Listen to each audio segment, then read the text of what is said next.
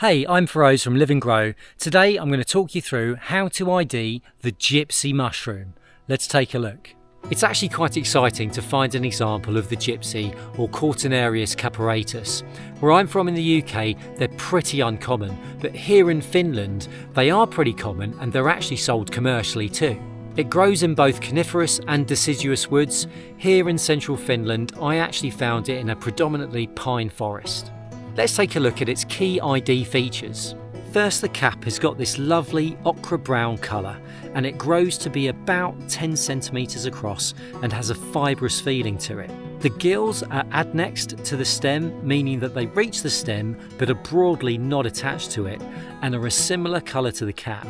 The stem or stipe is lighter, much whiter, and also has a ring. It's a little shaggy towards the base too. When I was learning about this mushroom, I was told that maggots love it.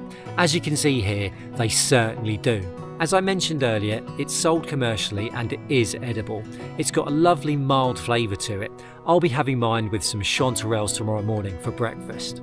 Well, there was a very quick look at the gypsy mushroom. If you'd like to learn more about fungi, what you can do with them and some of their medicinal benefits, then make sure you subscribe. Cheers.